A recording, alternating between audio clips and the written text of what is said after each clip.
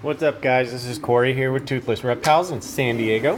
As always, make sure to follow us on Instagram and Twitter, and like and subscribe to our Facebook page and our YouTube. I wanted to do a quick video on the lay box and what I do for temperature. I've recently had a couple inquiries from people who are having troubles with their monitors, kind of digging around, and it's real basic what I do. So for most of my lay boxes now, I use a deck box from Home Depot. It's a Rubbermaid deck box, and then you can plant a tree in it if you want to. For some reason, Yoshi likes to dig underneath the trees and into the roots, so that's why I use this one. But I also add a ratchet strap around it because the weight of the dirt will force the box open, which is obviously something you don't want.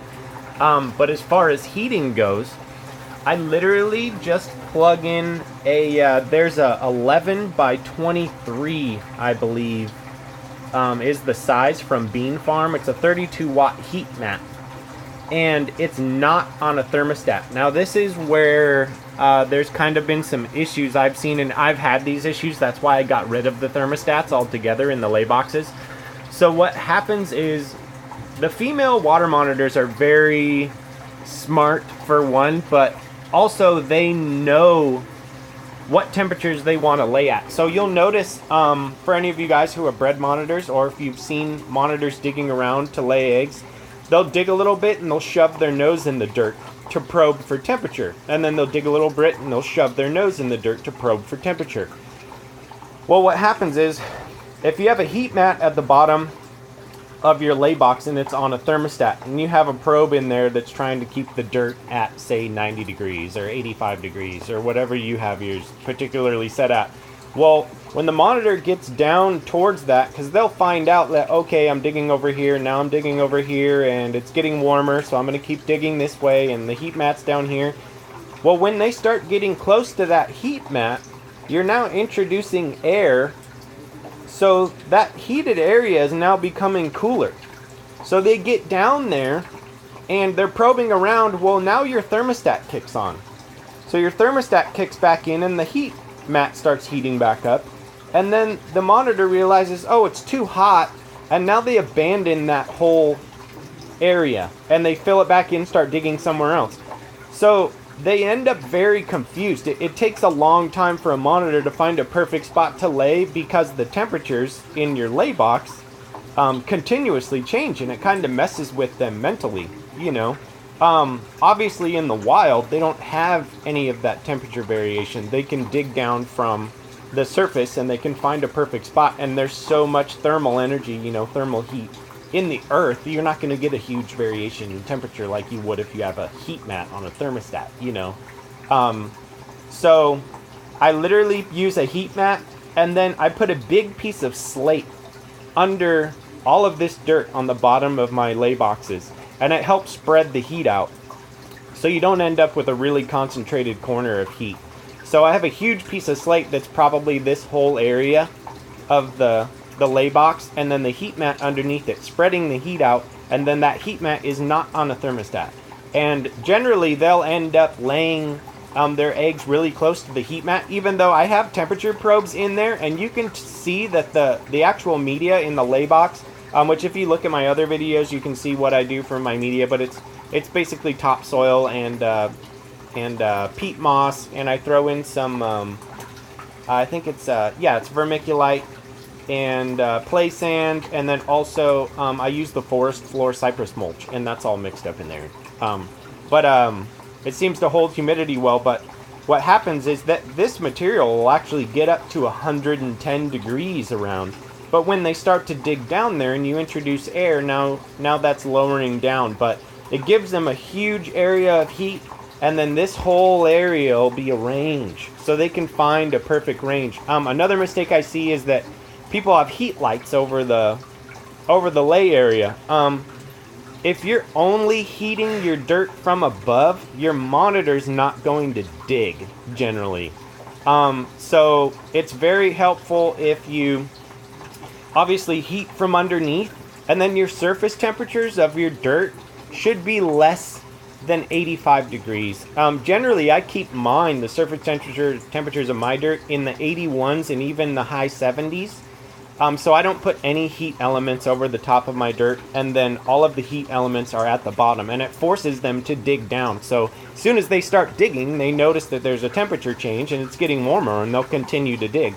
That's where I've seen even females become egg bound, or they lay their eggs on top of the dirt because they dig down and it's actually getting colder. So they don't have anywhere to lay their eggs of optimum temperature, so they just lay them right on top of the dirt. But those are a couple things that I've noticed, and I've had a couple inquiries from a few people over the last few months about how I set up my lay boxes specifically. I know I've done videos on my lay boxes before, and I said I had thermostats on them. I have thermostats on some of my heating elements in the big built-in lay boxes in the garage, but it's only on the side of the enclosures. And that's just because the side of the enclosure is open to the entire garage. It's not pinned between the floor and the lay box. So those ones just get thermostats so they stay at a constant temperature. It's not really, a lot of that isn't even getting through into the box. The main heating element is underneath and it's not on a thermostat. Another thing I do is I've had some questions about breeding your adult monitors in the same enclosure that your female lays her eggs. I've had issues with this in the past where once a female lays eggs in an enclosure, she becomes protective over it. So you can't introduce a male, say 2 months later when your female is now ready to, be bred again. You introduce that male and the female thinks that the eggs are still in the lay box because she doesn't know that you've taken them all out, and it becomes a competitive area for them, and then they won't breed.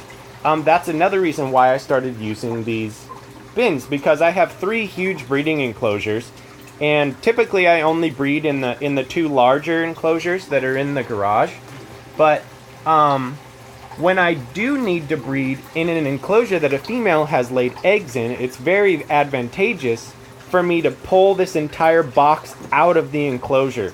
And what that does is it relieves all of that from the female.